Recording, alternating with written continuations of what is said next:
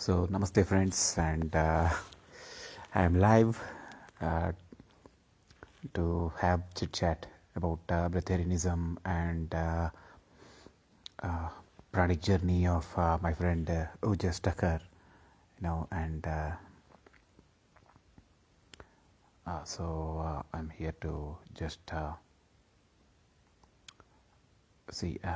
We are supposed to do it on Instagram actually, but unfortunately, there was a technical glitch, and so I'm just waiting for my friend Ujas to join so that we can talk on some beautiful topics. His journey since a year in Breatharianism, his pranic living, and he has been an ardent, yes, to his pranic initiation course with Nicholas Pillards, and he was avid follower of Robert Morse and Ugas Free Diet System, the book from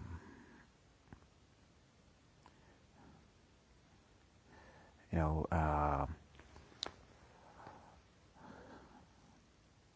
from Arnold Lehret. So it's going to be fun, to discuss topics like I hope you can see me, brother. Namaste. Yes. Namaste. Hello. Namaste, Finally. namaste. Finally, brother. And after all these technical glitches, I'm happy to catch you. I Yes. I feel for the Insta audiences because of the technical glitch. I hope they can join us in Facebook. So Yeah, it it's has to happen in this way, I guess. yes. So I'm really, really happy to catch you, brother. Thank you for just coming and agreeing to, share your journey with us. It's massive pleasure to have you here. Thank you. Thank you, Vibrant Spirit.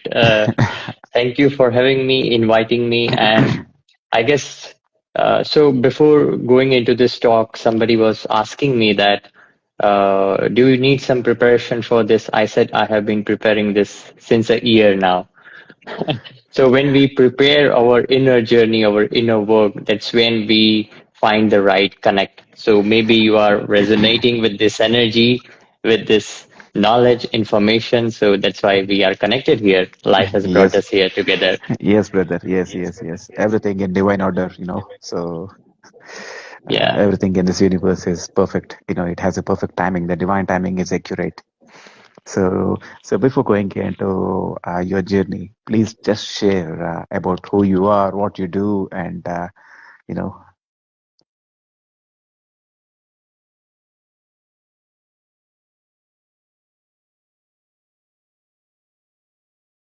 So looks like there's a technical issue again, and I lost Ojas, unfortunately. Uh, I don't know what the issue is. In fact, we were scheduled to do it on Instagram, but there was an issue, and I hope Ojas is back here. Yeah. Glad you're back, brother. So yes, please just share us about yourself, brother. Who you are, what you do. Briefly. I've seen that you have been an avid practitioner of Breatharianism, and I was really excited to see uh, doing your successful year of Breatharian journey. Congratulations for that first. Uh, Thank you. that was really inspiring. That was really inspiring. I was really inspired by your journey, and I've been watching you since a year when we were mutually involved in the Elijah Barber's fasting community in Telegram, if I'm not wrong.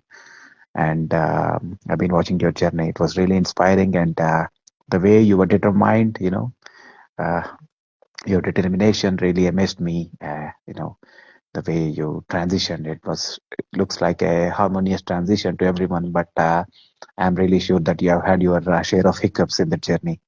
So yeah, go on, brother. Go on to share about yourself. A little Yeah. bit about yourself. Yeah, sure.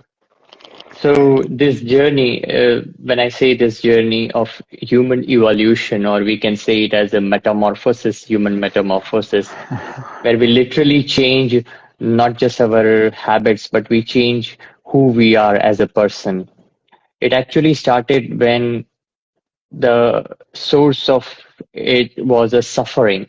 Suffering is one of the source of transformation, and that Absolutely. was for me as well. So Okay. I suffered not so much, but a little bit, especially during the COVID periods, undergoing all those fear and fever both together, because that was in the surrounding. Yes. And using the tools of medicines, etc., I was not aligned to that type of energy, that type of information right from beginning.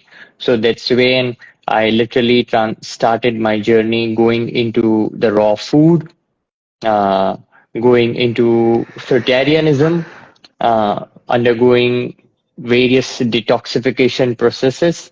I did lots of juice fasting, and that's how I cured myself actually.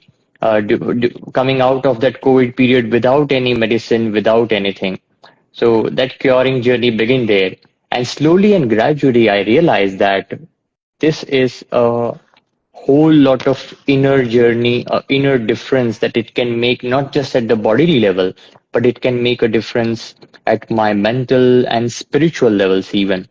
Even the way I perform, the way I relate with people, the way I relate with nature, everything is interconnected with how I eat, how I nourish myself. My relationship with food is actually because it is a fuel which is running this temple. So that is affecting everything. So slowly and gradually and softly, of course, finally I came back to the knowledge of pranic living. And that's when I realized that how to keep up a perfect state of balance, a balance and harmony so that we don't hurt our body so much. Because undergoing lots of juice fasting, water fasting, even dry fasting, fasting, as they say, it's a fast process. So the body doesn't like something fast. Enlightenment cannot be fast. It Yes. has to come slowly. The Slowly. universe guides us. The universe guides us with its higher wisdom. We need to gain that maturity, that power and strength to understand that. So pranic living actually helped me to have that soft transition process, which I'm undergoing still. So Wonderful. that was in a essence, yeah. That's really wonderful, brother. You see, I still remember Arnold Lehret saying, everything, every medicine you want, everything you want is available in nature. And I'm glad you've taken the natural route. I certainly resonate with you in terms of that, connecting to nature and having natural stuff, using it as medicine. So it was really inspiring. But uh, why don't how did you come across this path? How did you learn about this path of Breatharianism or pranic living? And where do you think you are on this journey now at this moment? Yeah.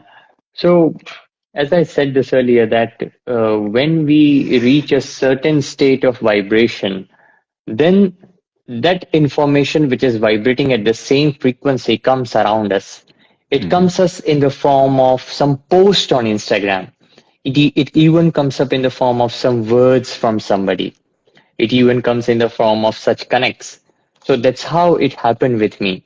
Yes. When I completed my that fruit journey, which had to happen that way, I lost a lot of weight, of course, but I did lots of detoxification, a constant 5 days of dry fasting, even some days of juice, remaining on juices for a long period of time, and losing a lot of weight.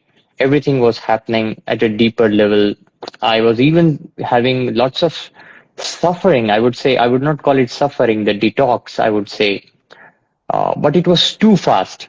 So I had Yes, it to was. ground myself back. And I was searching for that. When when the spirits are really needing that right information and they are ready to evolve, then right information lands on them. So it started with some posts on Instagram that I saw. It also started from a YouTube journey called Pranic Breatharianism, which Hmm. Dr. Sachin took on YouTube. So that was a very good motivation from me. And then I got into connection with Nicholas, who undertakes a 21-day of initiation process, Breatharian initiation process. So he guided me along this path. And from there on, it's a continuous process. I have not put myself back. And the reason for that is the benefits that I have experienced, the benefits at every level.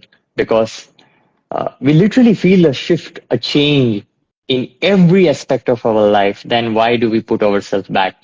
It's not a, I would say it's not a discipline. No, why to call it as a discipline? A discipline can be like a force. It requires Hmm. force. This journey Absolutely. does not require force. It requires love. Where love is Requires present, love. yeah, no force I is was there. read. Yeah, it's true, brother, because I was reading somewhere, and it certainly resonated with me in every way that our higher self is the inner child. It's just a child. Our higher self is. So journey has to be joyful. So it has to be considered as a play. So I was once reading Jalaluddin Rumi saying that life's a play. Take it that way. So it's glad, but when you're saying you lost a lot of weight, uh, and there were some dark aspects as well. So how challenging was that period? Like, were there any issues which you battled mentally and physically? When losing the weight, and maybe the inner demons may pop up sometimes. Things like that, and it's not an easy thing to fast for 5 days. Try fast in particular. You require a lot of uh, vitality or backup. Some spiritual backup. So. Uh, uh, in what way, was it inner calling, or did you stay in nature when you were doing that, or and how challenging was the part when like sometimes it may be like cravings, you battle some emotional stuff out there, things like that. Please go ahead. Yeah, that's a very important aspect and very important question. Uh, when we go into this fasting lifestyle, we go into the mindset of lack sometimes, that I'm lacking somewhere because I need to clean. So I put myself in a lack zone. And when my mindset is of lacking, I don't give myself the message that you are safe and happy. They, of course, they do their inner cleaning process. They, of course, eat themselves, eat the reserves of the body, eat the waste which is present inside the body. By eating, we lose a lot of weight and we reach to a state wherein people start talking about us. And that is what you said, that energies comes from outside. So Hmm. I had faced all of it. And the one source which kept me going was constantly nourishing myself with this knowledge and information. Actually, I was nourishing myself from a different source, but not doing it out of awareness. I was nourishing myself from this knowledge, from information, nourishing myself from nature, connecting with nature, five elements of nature, because body is made up of these five elements. So being in touch with sun, in touch with the earth, even the breeze, the air that we breathe, we don't regard it anymore, but it's a precious element. It is. So It is, brother. everything, everything is like a food which comes to us in that subtle forms. Hmm. And I was nourishing myself with that source. Of course, the mental nourishment which takes place, and the patience that something is happening which is fine. But I would still say that this fasting journey is a journey of lack, and it cannot sustain throughout. So we need to get back and get ourselves in balance zone, because everybody has commitment. Everybody Hmm. wants to perform, to give, to serve life. And if we are not prepared enough for that, then we will be literally on the bed, and we don't want that. So that's when this science, or I would say the consciousness of pranic living comes into picture. And it says that you shift from lack to abundance. And it means when the consciousness starts realizing that abundance is already around us and within us. We are the source of our nourishment, the life force energies, the spirit, the being we are. And we, of course, use certain tools along with liquid food and that which does not start the digestion process and that which is gradual and soft to our body. And of course, we get in deep touch with nature as well. We get in touch with people as well because people are part of nature. Right now, talking to you, listening to you, even many people joining. This is nourishment. This It is is. wonderful nourishment. It is, brother. Yeah. It is. Being a breathwork practitioner, myself, and I can relate to how much pure air is important for this journey. Pure oxygen in particular, and I was really glad to listen to you connecting with the elements. Elemental connection is very fundamental in this pranic journey. But how challenging was it for you when it was you stay in an urban environment constantly with the Wi-Fi radiations, with the multiple towers and everything, and you working part of TCS as I came to know. So, how was that? Like managing your life and connecting to nature. How did that happen, and in what way were you connecting to nature? Was it like a walk, or you had a place where you can barefoot, walk on barefoot on the soil, or did you have those access to nature? Yeah, yeah. So being in the city, but still there is a presence of some gardens and trees around. And while I was doing this journey, I was living in a city which was very lush green, not so full of traffics and vehicles. So initially, when we do this journey, we literally feel a sense of deep intimacy with nature Mm-hmm. because of the purification, internal purification.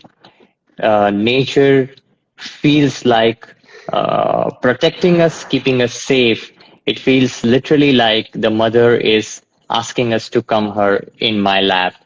So Mm-hmm. there is a natural sense, the natural instinct which comes out that let me go out in the sun in the morning because the body is alkaline, the body is clean, the energy is flowing, there is no obstruction. We don't feel the heat so much. And I could literally in the a summer period of time where the temperature was 42, 44 degrees, my body was not feeling that heat. It was still a cozy feeling with the sun. And that is Yeah. natural. That is Yes, natural for because all human beings. yes, that's true. Because of your terrain is very pure now. It's clean inside, so there's no acidic environment inside. Makes things easier. I think the adaptability becomes very easy then.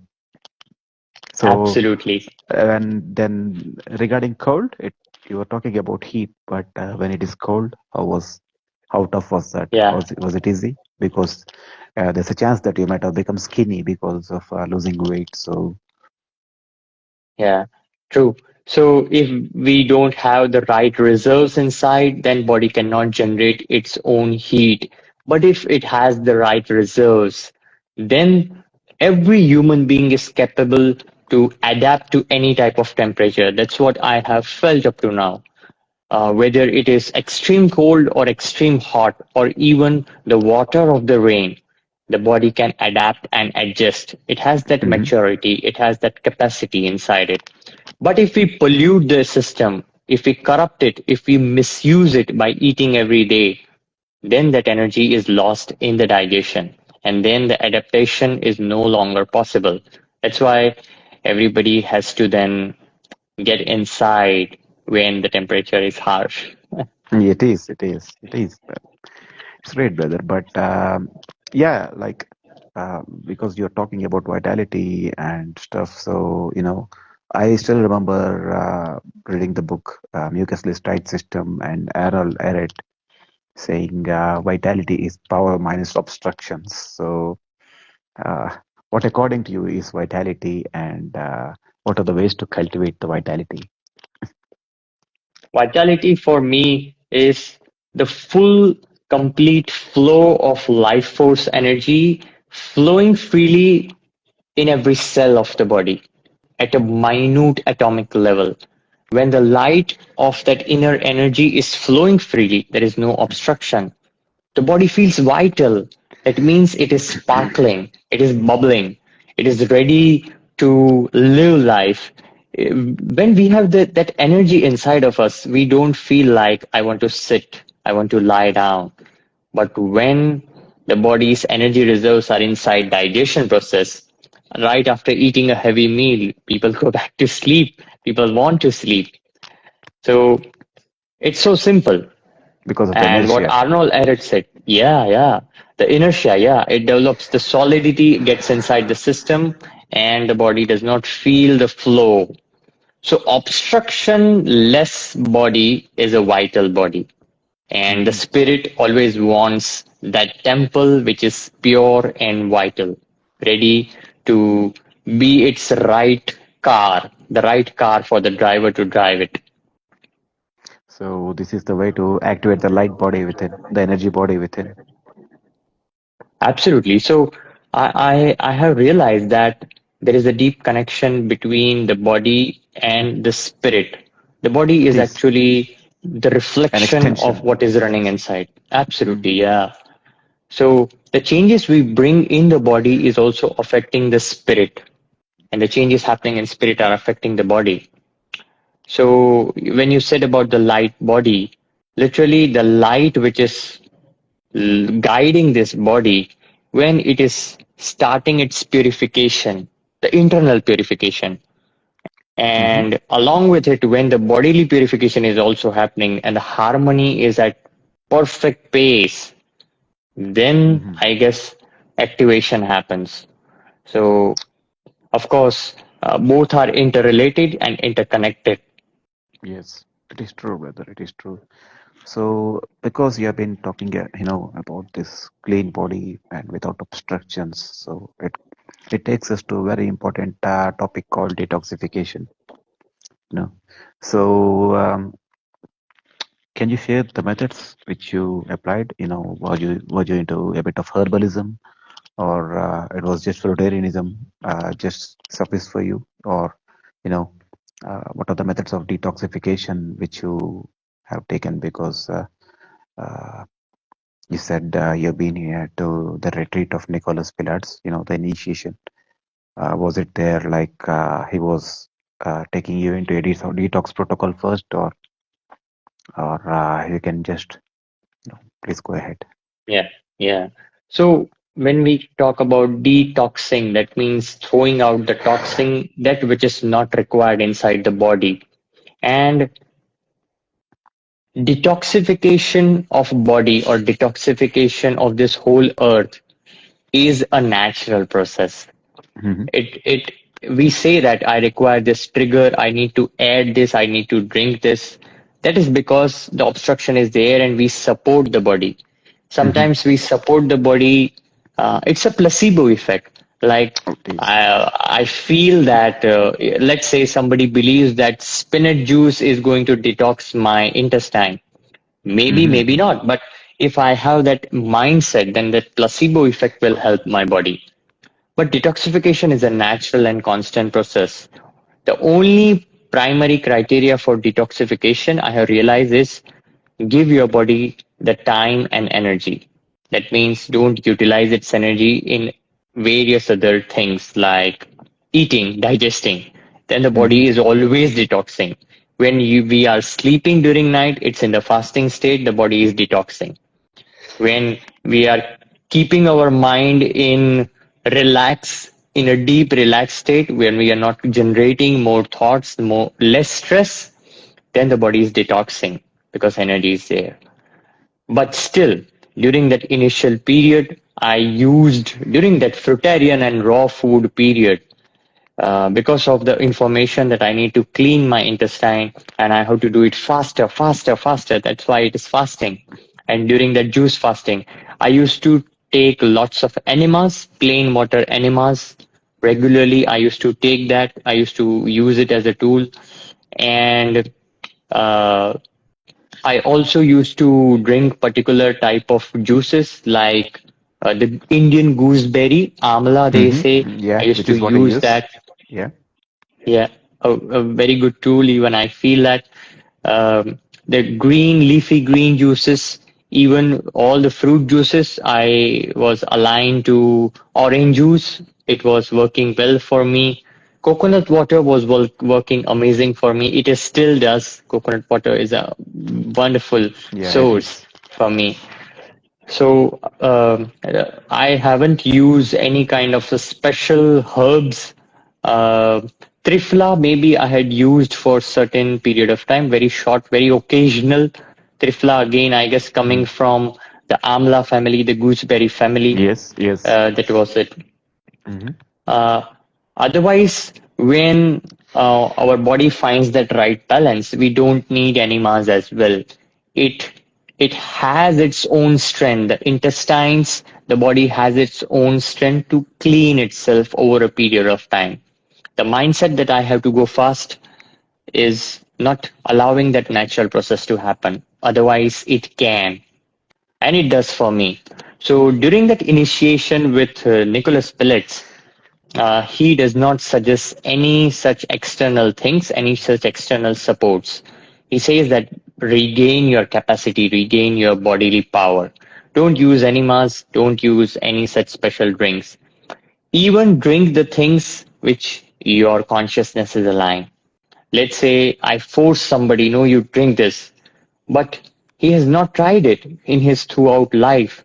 Then his mind will not be happy, his body will not respond because he has no trust. His body will not respond because the mind says no, so it will not work. So, for a constant evolution, this is not a one time journey. If you are doing it for a special reason that I want to lose weight, just one time 21 days, okay, that is fine. But if you want to lead a lifestyle, then you have to be sustainable. It has to Hmm. be continuous. So It's I true, had to brother. leave this It's true. lifestyle. It's true. It's true. So, how important was this 21-day Breatharian initiation program for you? Was it like, do you suggest it to everyone who intend to be part of this lifestyle, or you know, uh, or maybe in this 1 year of journey, you have any tools which you can share with us so that we can we can have a harmonious transition into this lifestyle. Yeah, yeah. So when we enter a new city and we are not knowing how this city, where are the things, and we want to see it, the amount of time that we will spend will be so much.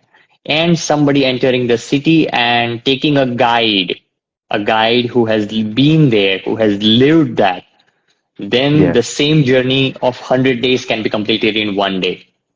Yes, it is. That's the beauty. It is. So that's how simple it is. So this is that entering of new phase of our life. And Hmm. people who have already lived it, like Nicholas, he had been there for 12 years. He knows when and where the hurdles, the pits, the obstacles will come. So he tells us, he's just a facilitator who guides us. Hey, see, look, on day 5, a physical detox might trigger. On the second week, a emotional detox might trigger. So detach yourself. Use the tool of detachment. On the last week, some mental triggers will happen. So literally that support and the energy that the group creates in this 21 days. We meet every day. The process is such that every day there is a connect along with the group where everybody shares how their day went, and he listens to everyone and answers their personal questions, guides them wherever he needs, and together it's a complete surrounding of initiating ourselves to a different way of nourishing ourselves, to a different way of lifestyle. And then after 21 days, we continue our own journey of this transition. Yeah. Fantastic, brother. That was really fantastic to hear about the journey. It's important to have people with whom you can share, your everyday journey, because those inputs can be really valuable sometimes. Those little details sometimes they help you a lot, because the triggers can be insane when they trigger you, and then when this a proper guide to empathize with you, it's going to be very easy for you, as you said. So you're talking about detoxification. So uh, can you tell us about cellular purification, and Yeah. whether cellular purification can impact the genetic memory we inherit from our parents, from the genetic line? Sometimes, yeah, it's true that the ancestral memory within us, it can really be a very successful tool to prop us forward. But sometimes there can be some compulsive emotions which drag us behind, maybe the dark sides of energies. So uh, if you can share us like the cellular purification, the process of cellular purification, and if it can really alter the genetic memory. Yeah. This is a really deep question, and it matters a lot in this journey because detoxification is not just physical, like cleaning our gut and feeling that, okay, now I've cleaned. No, the cells, as you said, are holding the memory. The memory, the DNA, they say deoxyribonucleic acid, it is Yeah. holding the memories of our life, holding the memories of course, our parents, as you said, because we have came, our body has came out of it. Mm-hmm. So it's also holding the emotions that we were suppressing up to now by eating a lot of food. Like I'm stressed and I'm in anger, so I eat a lot of stuff and I feel relaxed. You feel relaxed because the body has hold it. The solidity of the food has holded that emotion. It has suppressed down. It has numbed you, but it has not brought a change inside you. So all these emotions which were stored inside the cells, when you allow that time and energy to flow through it, the body will release it because the body wants to release it. So, along with the physical toxins, it will release the emotional toxins, which it does not require. And along with the emotion toxins, it will also release the informative toxins, some informations which were engraved in those cells, which are being taught by us by our family, taught by us by our culture. The eating habits are taught, they are conditioned Yeah, to it us is. right from Yeah. our mother. The way my mother might be nourishing, the similar way I will have that inclination to that food. Even before I was born, because she was eating in that pattern. So that is stored in my DNA. And if Mm-hmm. the body does not require it in order to thrive at its full potential, it's going to release it. So, three types of detox when we say it's physical, then it's emotions, and the mental detox. All three are interlinked and interconnected somewhere. It happens gradually and slowly. If it goes too fast, then some dangers can happen.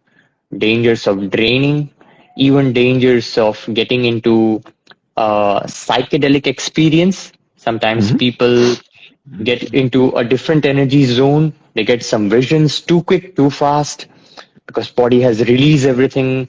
Some Mm-hmm. information comes from the universe, some visions comes. That's what Mm-hmm. shamans even do. Mm-hmm. So it has to be a gradual and soft process. And that's why this 21 days of initiation, it helps us how to be softer, how to come back and ground ourselves and find the balance so that this detox is not too fast and too quick. So to manage those detox symptoms and allow the cells to do it softly for us so that we can also work, we can also talk with people, then we need to use the tools of liquid nourishment Mm-hmm. because it will not allow fast digestion, but it will give the information to our cells, okay, go a little bit slow. So cleaning is happening constantly and also nourishment is also going. So it's like It's again a placebo. A placebo is actually meaning that I am pleasing. I will please. So Oh, while taking the liquids, I'm pleasing myself, okay. and Mm-hmm. myself, Yeah, because it we is. please ourselves when we put something in our mouth. So literally, like a chocolate in the mouth, we are pleasing ourselves It and the is. cells. Yes. So by drinking slowly and gradually, decreasing, coming back from eating lots of solid food in a day, 3 times, 6 times, instead we don't give that responsibility to this digestive system that you convert this solid meal into liquid. I use the machines, the technology. Technology has its It use, is. It and is. It then is. and then we lower down the stress on the body so that it can heal itself. That's how Yes. I managed to deal with these three symptoms of detoxification. Again, the emotional detox, especially the triggers of anger. I I was believing at one point of my time in my spiritual journey that, oh, I am a peaceful person, but the anger was stored inside me, inside my liver specifically, as they say that liver stores anger. Mm. So while I was going too low in the calories or going too thin liquids in a day, anger used to pop up, and uh, it used to come out in some various varied forms of Mm-hmm. words, and it can come out in any form. Uh, I would say that for that, I would thank my family for that, that they have been supporting me, they have been understanding me a lot. So for that particular period of time, it's very important that we get the right guidance. Otherwise, Mm-hmm. we feel why I'm behaving in this way. And people Mm. will also feel why he's behaving this way. Uh, it can create havoc. Yeah. Even the relationships can break. So, Yes, I've experienced that as well, brother. The very relationships true, can break. yeah. Yeah, and life is all about harmony. It's not about breaking.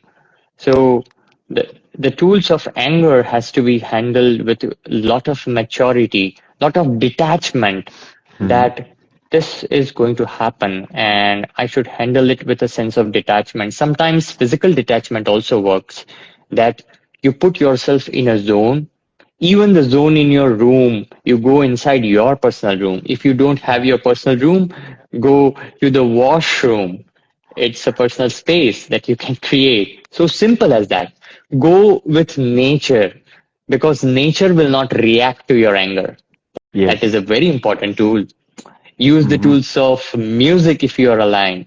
Maybe release your stored energy of anger in the form of dance, or if you are aligned to singing, sing. Or if you are aligned to some meditation practice, we can do that as well. I use meditation practice as well. Or even exercises will work, because anger is also energy. So you transmute, you translate that energy into exercise, or you translate that energy even into talking. Yeah, sometimes Mm-hmm. people shout. Yes. You can use that in an open space. So all these are tools. What tools I am aligned to, I can use that, and a guide can guide me. And for the last, mental detox. The mental detox is really the tougher one, because it questions our beliefs, it questions our Mm-hmm. sanskars. The old sanskaras, the stored memories that I am this person, it comes up to the mind, and there is a It is. fight inside. And the mind runs, actually, the mind is very peaceful. Yeah, it cannot shout, it cannot talk if we don't want to. That is a pranic state. But during It this is. mental phase, it does go into a fast zone. Lots of questions, lots of talking, questions around who am I, questions around whether I should be here or not with these people, questions around I want to change my city. Those questions also came to me. Questions around my work, let me leave this thing, let me leave this. But we need patience there. Again, we need some guidance and support, at least initially, at least initially. But thereon, if we get the maturity, we understand slowly and gradually. We understand, we find the balance that whenever this thing happens, where should I go? Mm-hmm. Which room should I go? in which space I should be, what should I drink, what aligns to me. So this is a constant evolution, and finding Yes, the right balance is also constant. It's a learning process. It's a it is. expansion of awareness. Yeah. Yeah, the process of transition is always painful. You can even relate to the example of a caterpillar and the butterfly. We never know what the caterpillar goes through. So the process of transition is always hard, as I can see. It happened with me, so I can certainly relate to that. So it happened that I was in trauma, and then these dark energies inside us pops up sometimes. But again, the higher self is already there to warn us where to get back. It's always there, the divine guidance. But one thing, you're talking about family, you're talking about society. So, uh, were there any challenges from society and family front? Like, when you need to accept some food or something, it's always tough not to accept. And the family in particular will be pretty insistent on, feeding. I'm glad that your family, is with you in this journey, but were there any part of, some challenges in this sprint? Of course, yeah. So, as you said correctly, that food is that one thing which everybody is doing and everybody want us to do along with them. That's the Yes. point of connection. Whether it Mm-hmm. is a meetup, whether it is a friends meeting, whether it is a cultural meeting, any type of meeting, any type of connection, any type of bonding, it starts with food. So, and we don't realize that it's making a huge difference in our connect for that day itself. It's not a pure connection when something is eaten a lot. So, Mm-hmm.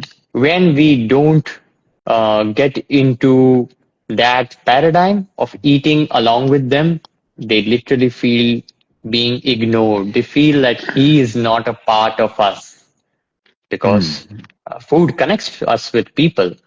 And so there is a sense of disconnection that appears in the beginning. Uh, People resist and reject and force. And if we lose the weight, they look at us, they see it and tell, you eat now because look at you, look at you, look at you. So, and if our consciousness is body conscious or egocentric, and it will hurt us and we might downfall, we might fall into the trap again. So these requires lot of, I would say again, maturity and Mm-hmm. determination. Determination, I guess, is not out of force, but out of the understanding that this is going to happen. Mm-hmm. And sometimes we can, of course, detach ourselves from that zone for a while. For a while, we can detach from the old type of habits that I have to go everywhere, be the part of everything and everywhere. Initially, we can, and slowly and gradually, as we bring that inner transformation, the inner conviction that we have inside that no, I don't need it. Mm-hmm. That inner conviction, when we come in front of those people and say it, no, I don't need it, that one single no coming out of our deep practice, that makes them realize that yes, he doesn't. And then they don't contradict, then they don't counter argue. Mm-hmm. They literally feel that energy inside our conviction of no. So that's what has happened to me. Slowly they start accepting it. They start accepting it that yes, he's living with a different lifestyle. That's his choice. And we don't disregard their choice, which I was doing initially, because we always tend to behave like, let people also do and behave the way I am practicing. That was our sanskar, our habit. Yes, it So is. It is. once we give them the freedom, they give us our freedom. Yeah, it's a mutual space that we create for each other, the mutual Mm. freedom. And even the supreme, this universal power source wants us to be free. He never forces. He just points out, life points out, check this, try this. So slowly and gradually, when initially there was the resistance that You be the part of us you eat. Slowly and gradually, some people transform and come back to the other side of the court, Mm-hmm. and they get inspired that let me try this. And this has happened to me. Even happened with my whole family and my friends. After a period of time, when my conviction, my practice was deep enough, even my family said, we want to try this because this is beneficial. So the change happening inside of us is actually affecting people around us. The change, the inner change is actually the key of all these outer change. People Mm-hmm. feel that change and then they reverse. So I reach a stage wherein I used to cook for my family, literally. Even my Oh. skills of cooking came up on the surface. I used to cook many times, even still I do sometimes. And they enjoy that food and I don't taste it. And I love cooking, but I don't taste it for a single time, and that's okay for me. Even the food is rich in flavors. I can smell it so deeply because my senses have opened. It's so clean, so I can smell it and guess that the right spice has been there, so they can taste it correctly. So yes, now I can even cook and still not eat it, and Yeah, people it is enjoy it true. and accept it. It's true. So this is part of society thing, like cooking and eating with the society. Every Tom, I still remember him saying, "Every Tom, I mean, just have food once in a week at least with your family because spending time with family is important. No, it does not necessarily mean eating, but again, cooking comes under socialization thing. But this also brings us to one of the important thing called energy vampire. Maybe I don't know if it's a dogma or if it really exists, but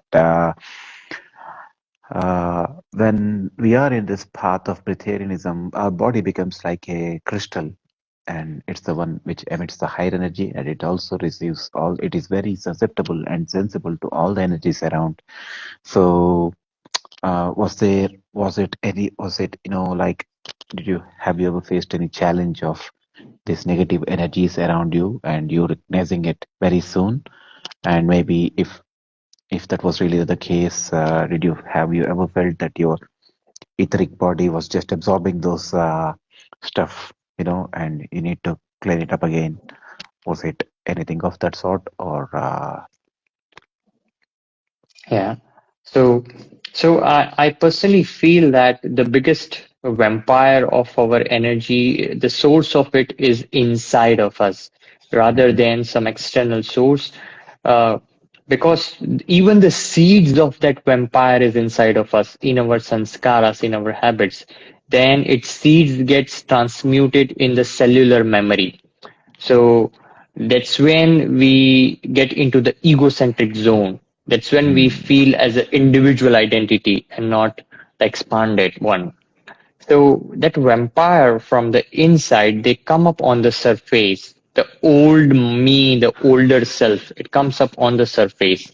And then it takes over. It literally takes over. Like taking over in the form of some cravings even, taking even mhm, in the form of lust, yes, uh, taking the form of extreme sadness even, all these melancholy. emotions.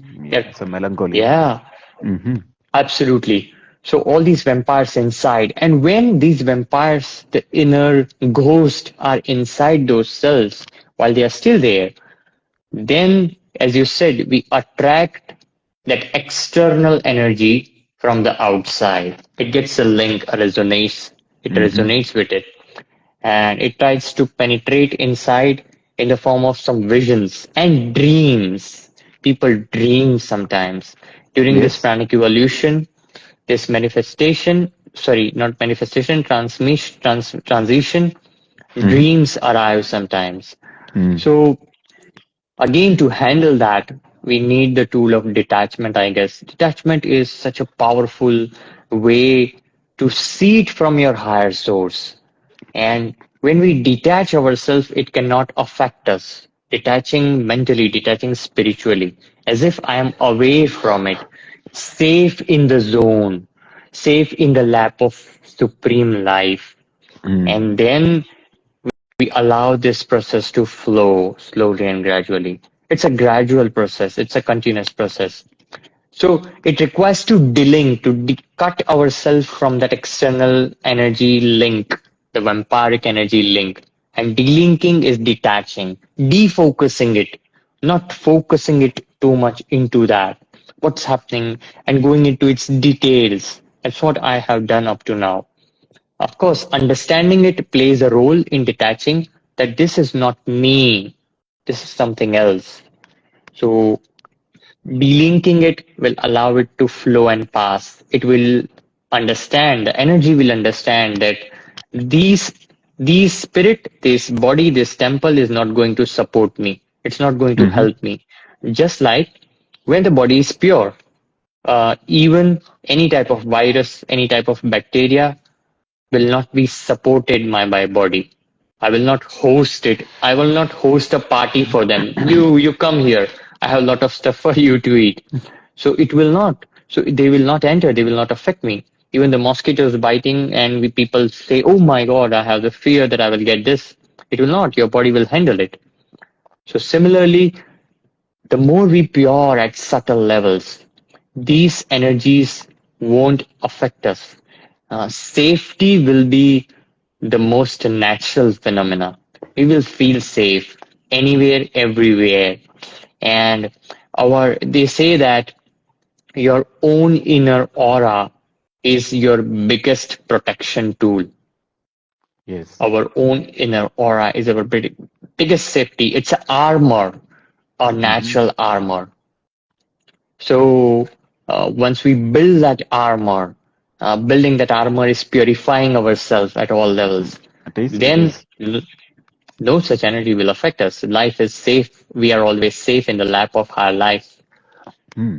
Yeah, it is. It is. It is true, brother. Because sometimes it happens that I have taken some supportive systems such as salt water baths or even bathing in the nature, in the flowing water just to cleanse the aura. But again, it's uh, certainly the thing which resonates the more is meditation because that's where you attract all the ethereal energies inside you, and then it cleanses all of the aura and the residual energies inside, which was really strong feeling. But again, what's important here is the parasites. I wanted to ask you about parasites, if they really exist, or like because it's is it true that because I've been listening that parasites are nothing but unstored. When you have these energies inside, the residual old energies inside you, the parasites still exist inside, and they're on the show. They're on the show. So is it that they hack you? They hack the organism within, or is it that things like meditation or sun gazing, maybe qigong, things, energy building practices, they have the adverse effect on killing this, or because there have been many like Zen cleanse or even this colonics, etc., to remove parasites. That is what we say. But I don't know what to believe sometimes. There are so many dogmas out there. So, what according to you is the best tool to remove the parasites out of the system? Okay. So we must understand here one basic fundamental thing that body and nature does not create anything which is unrequired. Nothing, absolutely nothing. There is no Mm-hmm. waste in the paradigm of this whole universe. Nothing is waste. Everything has a reason, everything has a purpose. Even our stool has a purpose, has a reason. Mm-hmm. Of course. And similarly, our body has that intelligence to produce these types of bacteria, parasites, and even the viruses.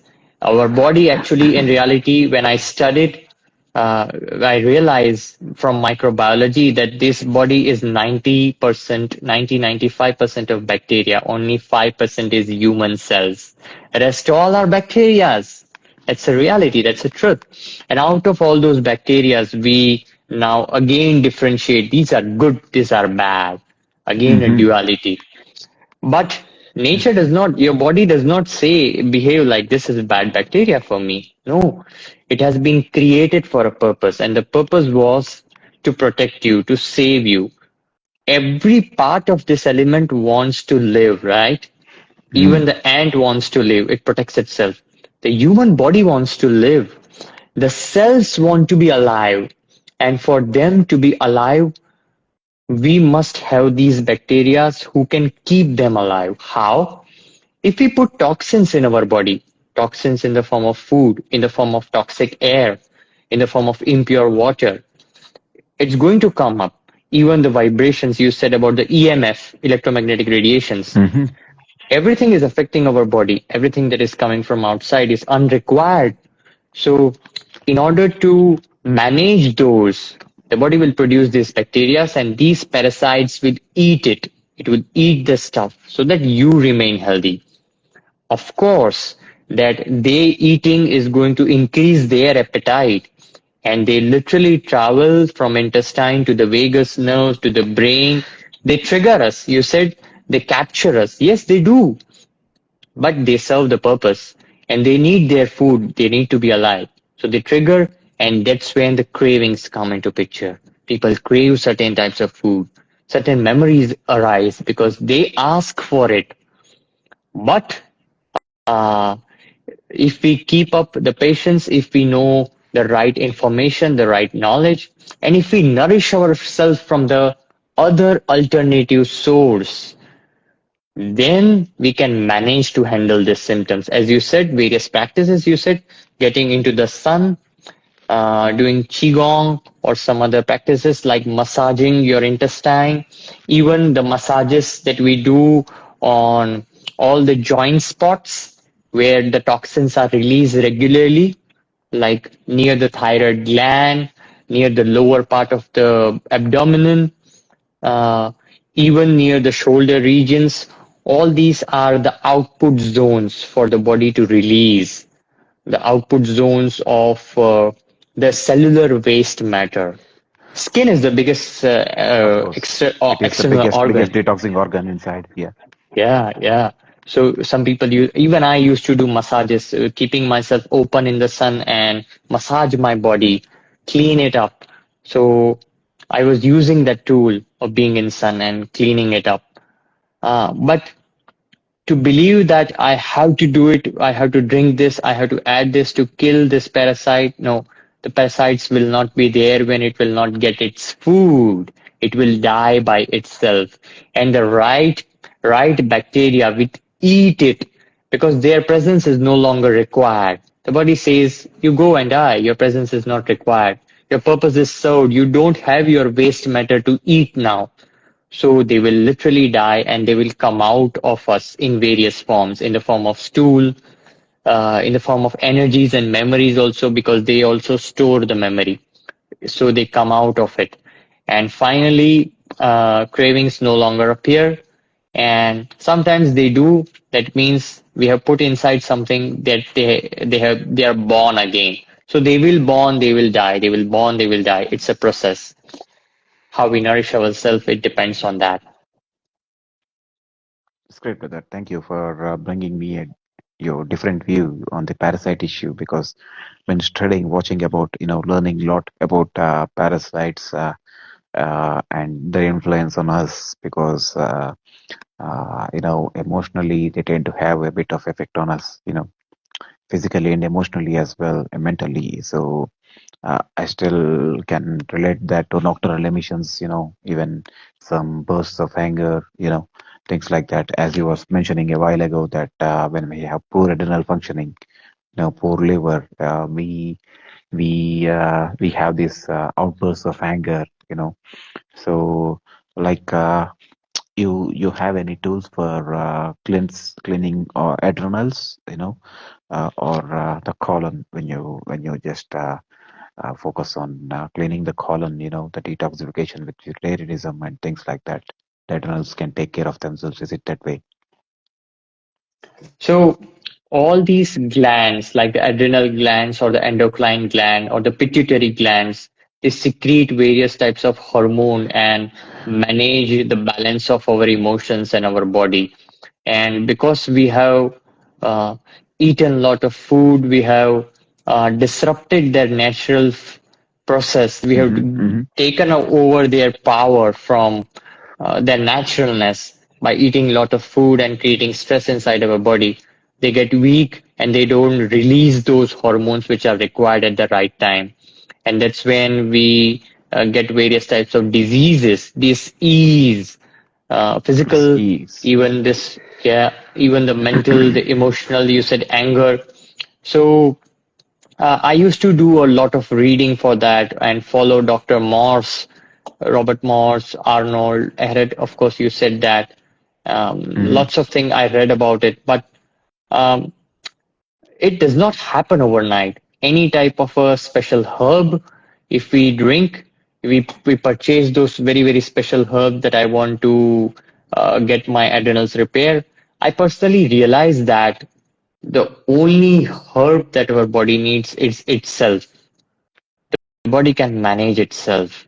But if I have that doubt inside my mind and I am informing myself that only after having this herb, my adrenal will work, only after having this pill will I get release from my headache, the placebo will follow. The placebo will Yes. follow. But the only power that body is holding to repair and heal itself, whether it is adrenal, whether it is liver, whether it is intestine, is within the body. It is within the body. Now, which tool you want to use, you decide as per your consciousness. Everybody has to decide and take on.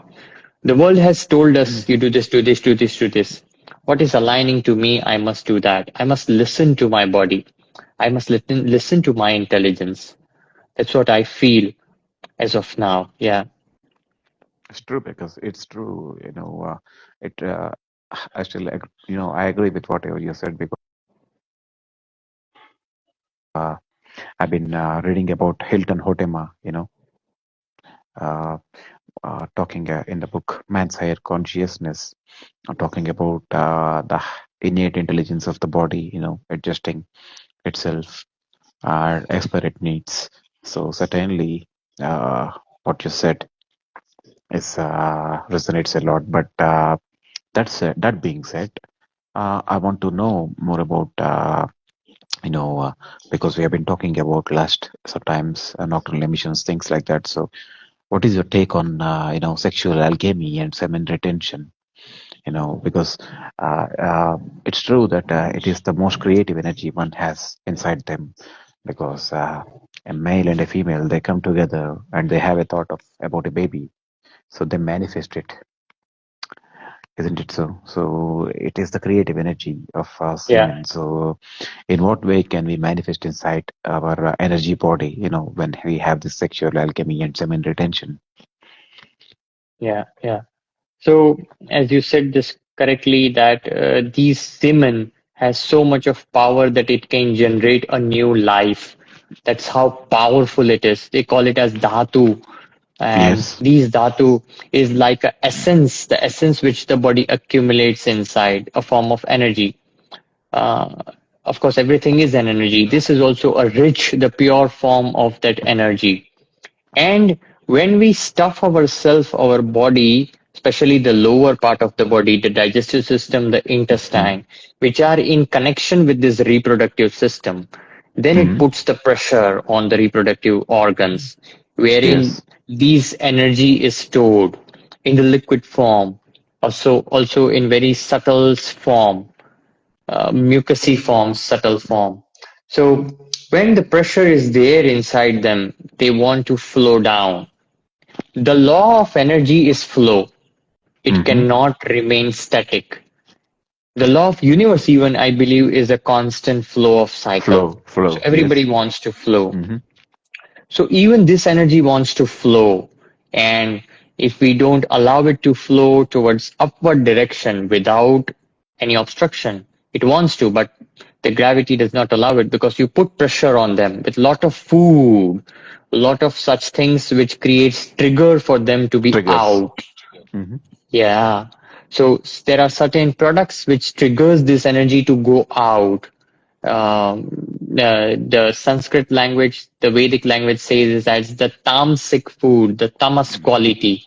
Mm-hmm. So those kind of inputs, they don't allow this stored semen to be in that right place. It nudges them. You go out, so it will flow down, and when the energy flows down, which was constructed by body investing so much of its effort, the same could have been utilized in various purposes, right from physical strength, right from the vigor, right from the clarity, the brain power. It can translate and transmute in so many things. It went out. So why this journey, this pranic living, this Breatharianism helps is we don't put so much of pressure and trigger on those energy. Instead, we use those energy in various other ways. It can be used even in words. Yeah. Yeah. When I'm speaking, it's coming out. That energy is coming out. Every part of my energy is coming out when I'm speaking. My words can have those strength. Uh, my eyes can have that sharpness. Even the Mm-hmm. forehead can have the shine. And that's why yogis, the brahmacharis, they used to shine so much that in order that people don't get attracted by them, they used to apply the black mud. Yeah. It's not out of that they are coming from that zone of smashana. No, Mm-hmm. it's not like that. They protect themselves so that they don't create a sense of attraction in the society. They are so full of light.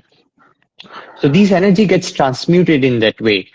And when you talk about alchemy, so uh, male and female, the two parts of this nature, every individual, every human being has both of its quality. We can be soft and gentle, and we can be powerful and with the male strength, and the kindness and the softness of the female is also there within all of us. So once we realize this, we come out of our identity of a body that I am this, I am that. We enjoy this inner, I would not name it as a pleasure because a sexual thing is why people get intimate with it because they have that feelings of pleasure. There are certain hormones which are released inside which gives the sense of pleasure, which gives a sense of peace and bliss for a while, Mm-hmm. but it is just for a while. But Dopamine. if, yeah, dopamine. But if we use some various other tools, well, where we get that feeling of bliss, the feeling of highness, that is the alchemy happening from maybe meditation, maybe dancing for some people. Rumi used to dance. Yeah. The Islamic dance, when they rotate, they feel Yeah, that they Sufi. are The in, Sufi. Yeah. yeah, the Sufis. So that is a deep intimacy, that is a deep intimate connection that is coming out of that purity. And when we get that sense of bliss from there, naturally we are not inclined towards all those other stuff, the other stuff of sexualities, the other stuff of getting pleasures, seeking pleasures from other human beings, even seeking pleasures from nature. Yeah, we corrupt nature for seeking the pleasure. We eat so much, we want nature to be eaten. And that's why nature does not feel intimate with us. Yeah, It it does is not feel because safe. it reflects all the vibes which we have been giving you back. So it's true. So we've been, let's come to this physical part now. And uh, I still remember Ellie Tom Elamin talking about muscles, being the storehouses of energy. And so, if that's really the case, in what way a breatharian can enhance his muscle growth and improve his physical performance? Maybe sports, you can say, or even the workouts. So, in what way can he enhance? Is it physically possible for him, or Yeah, this is a very important question because when we have the energy, we also want some kind of external looks Mhm. living in this society. So people have that interest, everybody has or the that vanity interest. aspect? Yeah. Yeah. So The whole lot of paradigm says that only if you eat lot of protein can you build muscle. And the pranic state says that you don't need any type of protein to build muscle. Oh, The simple law which the body uses, which I realize that if we don't use it, you lose it. That is a simple law. If we don't use our muscles, we lose it. Whether we eat a lot of protein or not, we may bulk ourselves by putting a lot of stuff. But if we don't use our muscles, we will lose it. So using the muscles, that means involving in certain physical aspects mhm. whichever you are aligned to. Let's say somebody is inclined towards lifting weights or calisthenics or Calisthenics. yogasana, yeah, or any type other form of exercises which literally uses your muscles. Even I have seen Nicholas, he cuts the wood and he lifts that wood, so he doesn't need any exercise. Yeah, So any yes. type of physical exercises which involves your muscles to be used. And not only those exercises, but if we have the mindset that after doing that exercise, I need to eat this stuff and only I can then build the muscles will listen those signals. Because what is muscle? Muscle is storehouse of memory. It is Hmm. retaining the memory inside of it. And it is capturing those memory by the water molecules. Water has the greatest power to retain the memories. And uh, when we give that message, it retains the memory. Let's say we utilize our muscle today and we do it and we feel it that I have gained a sense of strength and it gains a sense of shape. We call it as the initial bulk. But slowly and gradually that bulk goes away the second day.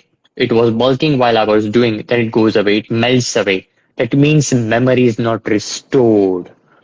To restore the memory, we have to re-practice it day in and day in and day out, along with the conscious intention that you are growing. And to again, the placebo effect, to give the body a message that you are also getting the food, you enjoy and you build your inner muscle. We put something in the form of liquid. I use the tools of liquid. So I put myself something after doing the workout, whichever I am aligned to, and consciously also giving the message, yes, you are building and using it day in and day out. A time will come when the body will be saying, yes, I agree to you. I don't need much now. It's an adaptation. You said it correctly. It's an adaptation. The body will adapt. Mm. If somebody is adapted to eating 6 times a day and then I can build muscle, yes, body has adapted it. Now, if you decrease the intake and you say, I can do it still by eating 2 times a day, the body will adapt. The transition might take a time. Adaptation is going to happen if you are consistent. So, on this pranic journey, the adaptation will happen. The right intention and the consistency will work, even building muscle. And for sports performance, for strength, for endurance, you said, the capacity is always there if we don't utilize our energy in digestion. I remember that I used to work out at 11 p.m. at night. Even sleep, I used to be awake for many nights throughout, very sharp, very clean. Uh, Even I have done 1 day sleep, the another day no sleep. And that is not a disease out of disease. I was full of energy. I performed, I served life throughout the night, and even the next day I was full of energy. Only few pranic naps were okay for me. Even still, that is normal. But if I use my energy in little bit of digestion, taking some dense liquids, the body will numb me.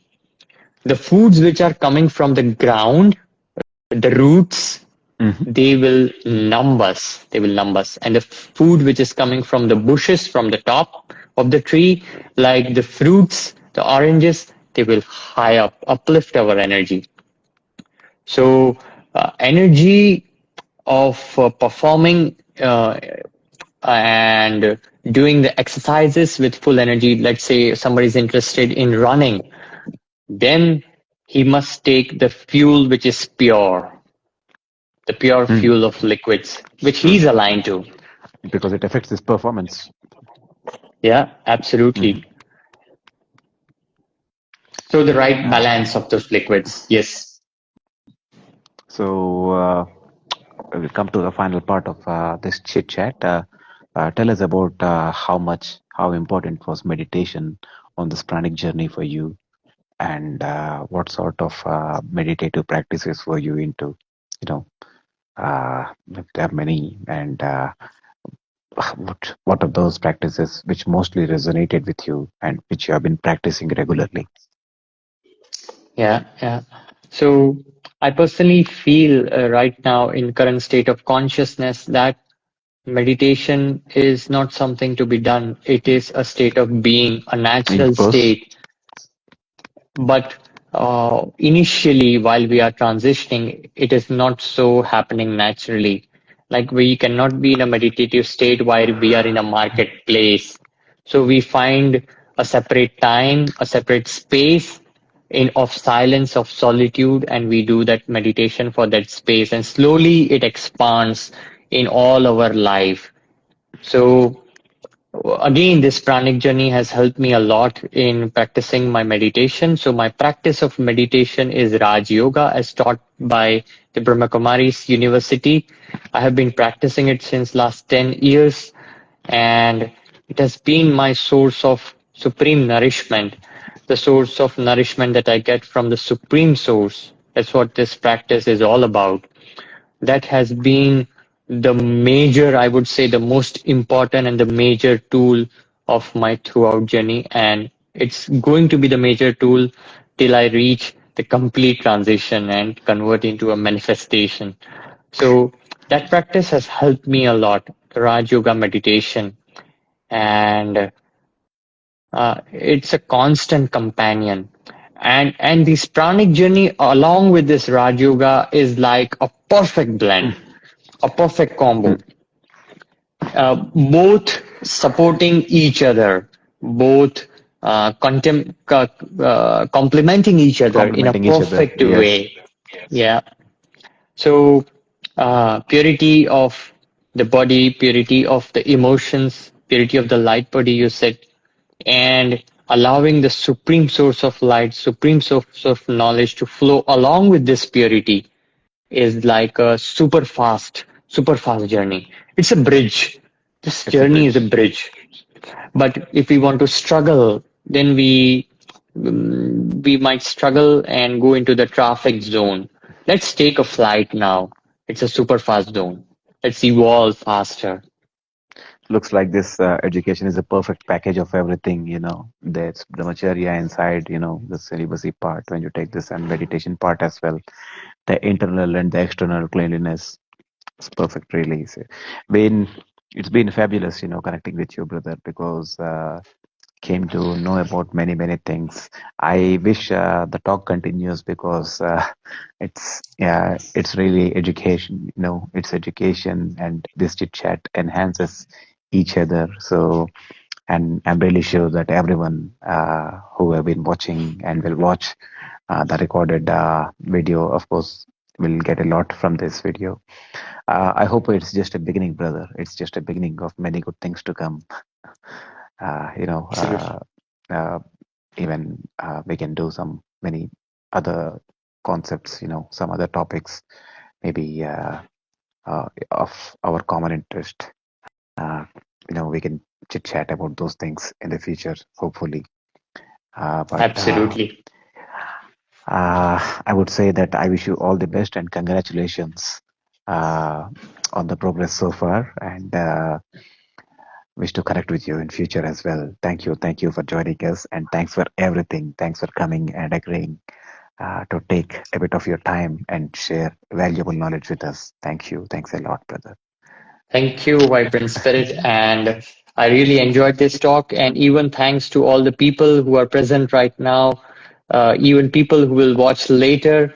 Thanks to all of you. And that's what it is all about, that together we guide each other home. We are not gurus of each other.